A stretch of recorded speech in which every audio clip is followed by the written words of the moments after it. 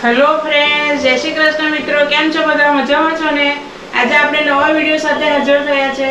આજે આપણે શ્રાદ્ધ હવે શરૂ થઈ ગયા છે તો આજે મારા ઘરે શ્રાદ્ધ છે તો હું તમને મારા ઘરે શ્રાદ્ધ છે તો હું જે રેસીપી બનાવવાની છું એ હું તમારી સાથે શેર કરવા માંગુ છું। તો હું તમને શું બનાવવાની છું તે પણ તમને હું કહી દઉં છું। એક તો દૂધ પાક બનાવવાની છું, પછી પૂરી બનાવવાની છું, દાળ ભાત તો હોય જ આપણે, અને કોબીજ બટાકાનું શાક બનાવવાની છું। આટલી વસ્તુ હું તમને મારી શ્રાદ્ધની થાળીમાં બતાવીશ અને તમારી સાથે શેર કરીશ। તો પહેલાં હું તમને દૂધ પાક કેવી રીતે બનાવવાનો છે એ બતાવી દઉં। આમ તો આપણે વિડીયો બનાવેલો છે દૂધ પાકનો, એ શાહી દૂધ પાક આપણે બનાવ્યો હતો। આજે આ દૂધ પાક બનાવવાનો છે, આમાં મેં 2 લીટર દૂધ લીધું છે અને એને બાળવાનું છે। થોડુંક બળી જાય, લગભગ 500 ગ્રામ જેટલું દૂધ બળી જાય ત્યાર પછી આપણે એમાં ચોખા ઉમેરવાના છે, અને ચોખા ચડી જાય ત્યાર પછી આપણે એને ખાંડ ઉમેરવાની છે, અને ખાંડનું પાણી બળી જાય ત્યાર પછી આપણે દૂધ નીચે ઉતારવાનું છે। એટલે આની પ્રોસિજર થોડી લાંબી છે, પણ આ હું તમને બતાવતી રહીશ કે કેવી રીતે કરવાનું છે। અત્યારે આ દૂધ ઉકળે, ગરમ થવા મૂક્યું છે, ગેસ હમણાં જ ચાલુ કર્યો છે આપણે, એટલે આ ગરમ થવા મૂક્યું છે। દૂધ ઉકળે અને થોડું બળે ત્યાં સુધી એને આપણે હલાવવાનું છે, લગભગ 5 થી 7 મિનિટ જેટલું થશે। જો આપણે દૂધ હલાવતા રહીએ છીએ, એને જ્યાં સુધી ઉભરો નહીં આવે ત્યાં સુધી એને હલાવતા રહેવાનું છે, એટલે દૂધ નીચે બૂંદા પર બેસે નહીં। નહીં તો જો દૂધ બૂંદે બેસી ગયું ને તો આખો તમારો દૂધનો સ્વાદ ખરાબ થઈ જશે। એટલે એને ખાસ ધ્યાન રાખવાનું છે દૂધ બાળતી વખતે કે જ્યાં સુધી દૂધનો ઉભરો નહીં આવે અને ઉકળવા નહીં માંડે ત્યાં સુધી તમારે તવેથો ખસેડવાનો નથી, સતત એને હલાવતા રહેવાનું છે। એટલે અત્યારે આપણે એને હલાવતા રહીએ। જો આપણે દૂધમાં ઉભરો નથી આવ્યો, હવે હું ધીમો ગેસ કરું છું ત્યાં સુધી આપણે દાળમાં મસાલા કરી લઈએ। જો દાળ મેં અંદર અત્યારે 1.5 કપ દાળ લીધી છે, એટલે લગભગ 150 ગ્રામ જેટલી મેં દાળ લીધી છે। હવે એમાં હું મીઠું ઉમેરું છું, 1 ચમચી મીઠું ઉમેરું છું। એમાં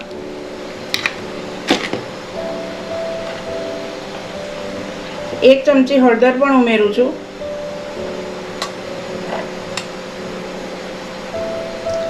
પછી 2 ચમચી ધાણા પાવડર ઉમેરીએ છીએ આપણે,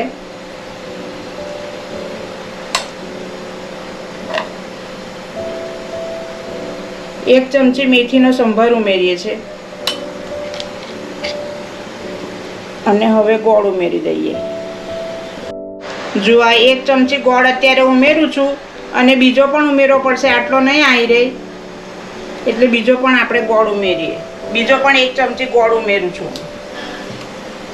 જો આ બીજો પણ 1 ચમચી ગોળ ઉમેર્યો છે।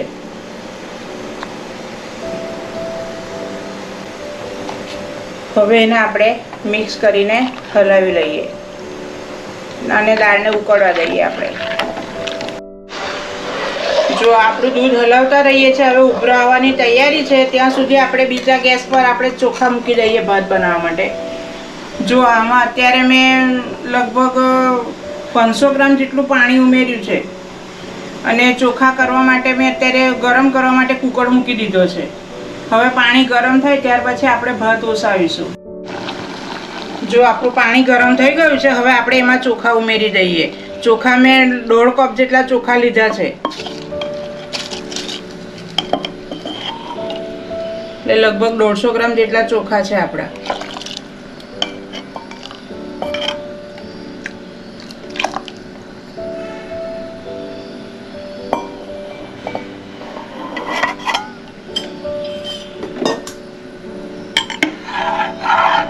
મિક્સ કરી લઈએ, પછી આ થોડું ઉકળી જાય ત્યાર પછી આપણે એનું ઢાંકણ ઢાંકીશું। જો દૂધ આપણું ઉકળી ગયું છે, હવે એમાં આપણે ચોખા બોઇલ કરવા માટે ઉમેરી દઈએ। આમાં મેં અત્યારે 25 ગ્રામ જેટલા ચોખા લીધા છે, તે અત્યારે આપણે દૂધમાં ઉમેરી દઈએ। મેં 2 પાણીએ ધોઈ લીધા છે ચોખા, અને ત્યાર પછી આપણે એને ઉમેરવાના છે।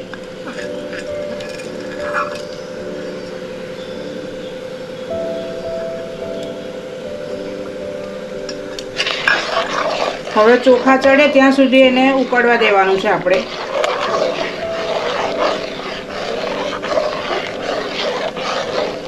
લગભગ 5 થી 7 મિનિટ થશે ચોખા ચડતા। હવે આપણે આ ચોખા પણ હલાવીને જોઈ લઈએ।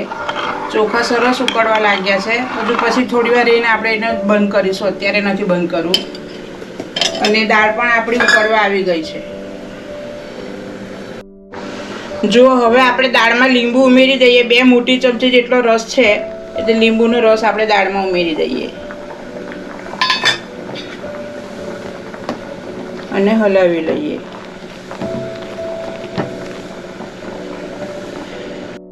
જો ભાતમાં આપણે 2 ચમચી ઘી મૂકીએ છીએ.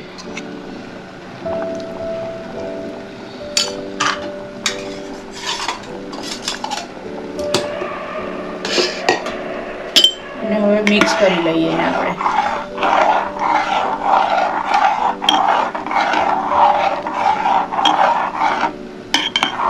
બસ હવે આપણે એને ઢાંકણ ઢાંકી દઈએ. જો ચોખા આપણા ઉકળી ગયા છે એટલે હવે આપણે ઢાંકણ ઢાંકી દઈએ અને 3 વિસલ વગાડી લઈએ. જો આપણું ભાત તૈયાર થઈ ગયું છે. હજુ કુકર ગરમ છે, ઠંડુ થશે એટલે એની વરાળ નીકળશે પછી આપણે ચોખા હું તમને બતાવીશ. આપણા જો આપણી દાળ ઉકળી ગઈ છે અને આ બાજુ આપણે વઘાર પણ કરવા મૂકી દીધો છે. આ વઘારીમાં મેં 2 મોટી ચમચી જેટલું તેલ લીધું છે.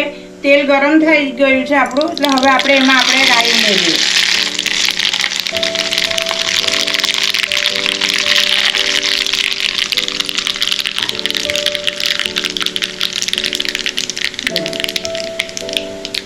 જો આની અંદર મેં ઢાંકણમાં 1 ચમચી લાલ મરચું લીધું છે, અડધી ચમચી સંભાર લીધો છે અને 1 નાની ચમચી હિંગ લીધી છે.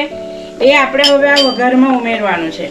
દાળ તમે બનાવો એટલે આ પ્રોસિજર તો ખાસ કરવાની, કેમ કે એનાથી તમારી દાળનો ટેસ્ટ ખૂબ સરસ આવશે. જો આવી રીતે ઉમેરી લેવાની અને પછી દાળ વઘારી લેવાની. જ્યારે પણ તમે દાળ ઘરે બનાવો ને ત્યારે આમાં મેથીનો સંભાર છે, લાલ મરચું અને હિંગ જો તમે વઘારમાં ઉમેરશો ને તો ખૂબ સરસ એની ફ્લેવર આવે છે અને દાળ પણ એટલી ટેસ્ટી બને છે. હવે આપણે એમાં ગરમ મસાલો ઉમેરી દઈએ. 1 નાની ચમચી ગરમ મસાલો ઉમેરીએ છીએ અને લીલા ધાણા પણ ઉમેરી લઈએ આપણે.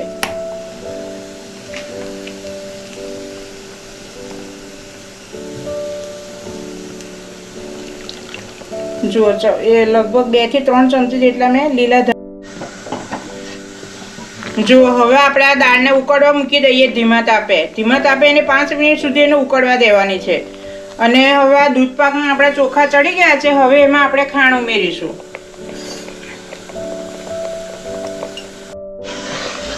જો આપણું ચોખા ચડી ગયા છે સરસ. હવે આપણે એમાં લગભગ 100 ગ્રામ જેટલી ખાંડ ઉમેરીએ છીએ.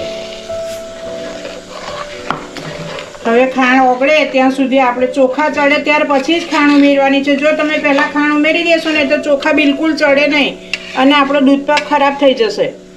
જ્યારે ચોખા એકદમ સરસ ચડી જાય, ભાતની જેવો ચોખા અંદર બોઇલ થઈ જાય દૂધમાં, ત્યાં સુધી આપણે એને થવા દેવાનું છે અને ચોખા ચડે ત્યાર પછી જ આપણે ખાંડ ઉમેરવાની. હવે ખાંડ ઓગળે ત્યાં સુધી 5 મિનિટ આપણે એને ઉકળવા દેવાનું છે. ખાંડનું પાણી છૂટશે ને એટલે ખાંડ અંદર ઓગળશે તો પાણી એનું બળે ત્યાં સુધી આપણે એને થવા દેવાનું છે. એટલે તો એની જાતે ઉકળ્યા કરશે. આપણે ત્યાં સુધી શાકનો વઘાર મૂકી દઈએ. જો અમે પેનમાં 2 મોટી ચમચી તેલ લીધું છે. હવે આપણે આમાં શાક વઘારી કરીએ. જો આપણું તેલ ગરમ થઈ ગયું છે હવે આપણે એમાં અડધી ચમચી રાઈ ઉમેરીએ.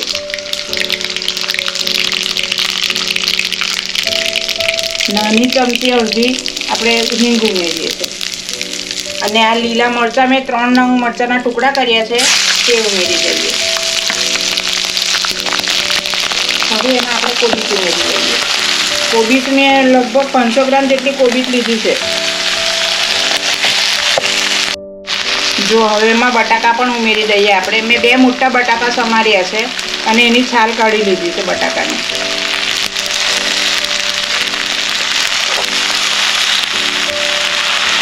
હવે એને મિક્સ કરી લઈએ આપણે.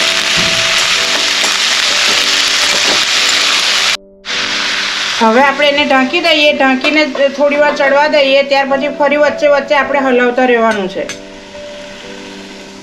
જો આપણું દૂધ પણ સરસ થઈ ગયું છે. ખાંડ પણ ઓગળી ગઈ છે સરસ. ખાંડ મેં આપણે 100 ગ્રામ ઉમેરી છે. તમે તમારા સ્વાદ પ્રમાણે ઉમેરી શકો છો. તમને વધારે ગળ્યું ભાવતું હોય તો 150 ગ્રામ ઉમેરો, નહીં તો 100 ગ્રામ માપની છે ખાંડ.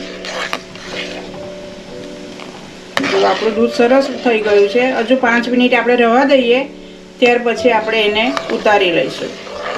અને આ બાજુ આપણી દાળ પણ સરસ ઉકળવા આવી ગઈ છે. જુઓ સરસ ઉકળે છે દાળ પણ, સુગંધ પણ એટલી સરસ આવે છે. તો હવે આપણે એને થવા દઈએ, હજુ ઉકળવા દઈએ 2 મિનિટ માટે. જો દાળ ઉપડી સરસ ઉકળી ગઈ છે આપણી અને સુગંધ પણ એટલી સરસ આવે છે. હવે આપણે ગેસ બંધ કરી દઈએ. સરસ દાળ ઉકળી ગઈ અને થિકનેસ પણ એની આટલી બરાબર છે. ગેસ બંધ કરી દઈએ આપણે હવે અને ઢાંકી દઈએ. જો આપણો દૂધ પાક બની ગયો છે, સરસ થઈ ગયો છે. હજી ઠંડો થશે એટલે થોડો થીક થશે. હવે આપણે એને ગેસ બંધ કરી દઈએ અને એક તપેલીમાં ખાલી કરી લઈએ. જો હવે આપણે દૂધ ખાલી કરી લઈએ. જો હવે આપણે શાક હલાવી લઈને એમાં મીઠું હળદર ઉમેરી દઈએ.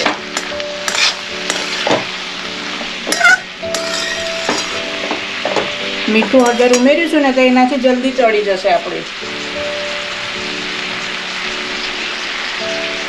જો અડધી ચમચી આપણે હળદર ઉમેરી છે અને સ્વાદ પ્રમાણે મીઠું ઉમેરી લઈએ આપણે.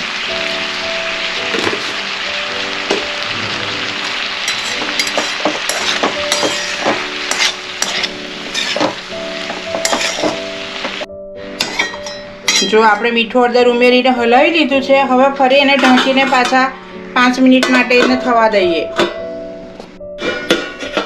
જો શાક આપણે જોઈ લઈએ.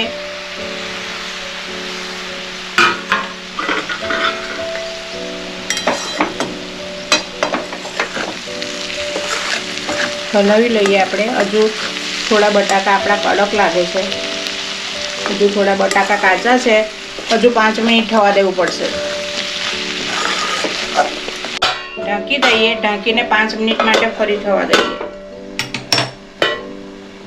ત્યાં સુધી આપણે આ પૂરી બનાવી લઈએ. જો પૂરીનો મેં આપણે જે નોર્મલ ભાખરીનો લોટ બાંધતા હોય ને એવો જ બાંધ્યો છે અને એમાંથી આ લુવા એમાં મેં ખાલી તેલ મૂક્યું છે. મીઠું બીઠું કશું નથી નાખવાનું, કેમ કે શ્રાદ્ધનું છે, આપણે વાસ મૂકવાની હોય એટલે મીઠાવાળી પૂરી નહીં ચાલે.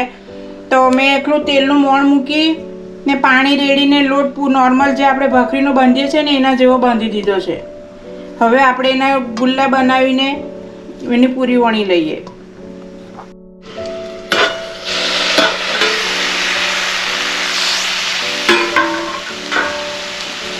જો આપણે શાક હલાવી લઈએ. બટાકા પણ ચડી ગયા છે આપણા અને શાક પણ થઈ ગયું છે. આપણે ખાલી મીઠું હળદર જ ઉમેર્યા છે. હવે આપણે મસાલા કરી લઈએ.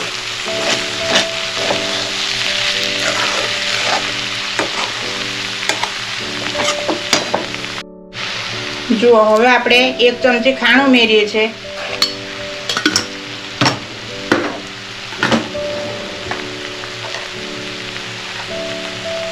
અને 1 ચમચી લાલ મરચું ઉમેરીએ છીએ. આપણે લીલું મરચું બી 3 નંગ ટુકડા કરીને ઉમેર્યા જ છે.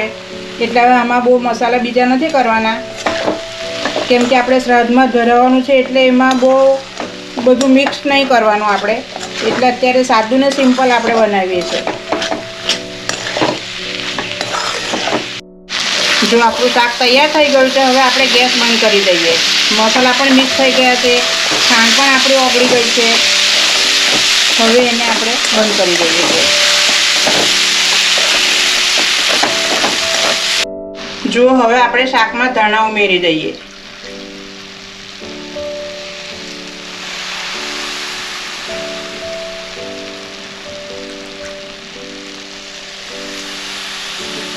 જો હવે મિક્સ કરી લઈએ આપણે.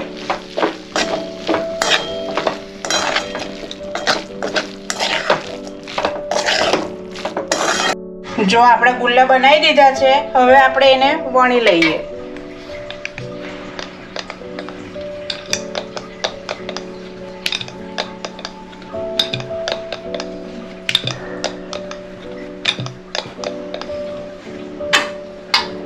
આ રીતે આપણે બધી પૂરી વણી લેવાની છે અને તેલ ગરમ કરવા પણ મૂકી દીધું છે. બધી પૂરી વણાઈ જાય એટલે આપણે તળી લઈએ. આ રીતે આપણે બધી પૂરી વણી કાઢવાની છે. જો આપણી પૂરી બધી વણાઈ ગઈ છે આ રીતે. હવે આપણે તેલ પણ આપણું ગરમ થઈ ગયું છે, તો હવે આપણે ગરમ તેલમાં તળવા મૂકીશું.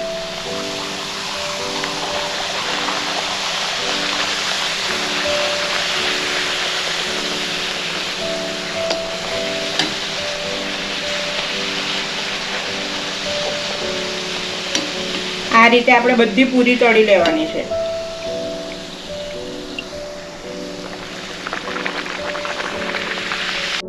જો આપણી બધી પૂરી તળીને તૈયાર થઈ ગઈ છે.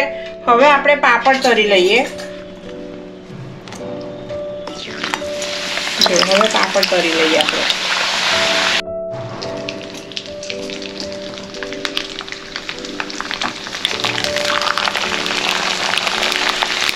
જો આ પાપડી પણ તળાઈ ગઈ સરસ.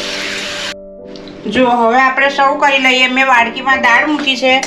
હવે આપણે આ ડીશમાં શાક કાઢી લઈએ.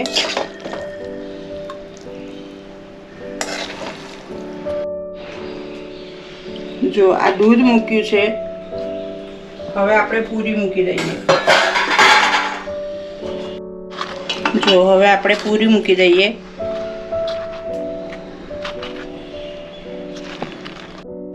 જો હવે આપણે ભાતમાં ઘી ઉમેરીએ. જો આપણી શ્રાદ્ધની થાળી તૈયાર છે. જો પૂરી છે, દૂધપાક છે, દાળ છે, શાક છે, ભાત છે અને પાપડ અને પાપડી છે. આપણું આખું ભરણું પૂરું તૈયાર છે શ્રાદ્ધ માટે. તો તમે પણ આ રીતે ઘરે જરૂરથી બનાવજો. બધા બનાવતા જ હોય છે, પણ હું શું આજે મારા ઘરે શ્રાદ્ધ છે ને મારા ઘરે શ્રાદ્ધ છે એમાં હું શું સર્વ કરવાની છું એ હું તમને બતાવી રહી છું. તો તમે પણ જરૂરથી બનાવજો. કેવું લાગ્યું એ પણ કમેન્ટ બોક્સમાં જરૂરથી લખી જણાવજો. હું રાહ જોઈશ તમારા મેસેજની. અને સબસ્ક્રાઈબ પણ જરૂરથી કરજો મિત્રો. હવે આપણે નવા વિડીયોમાં મળીશું. બાય. જય શ્રી કૃષ્ણ.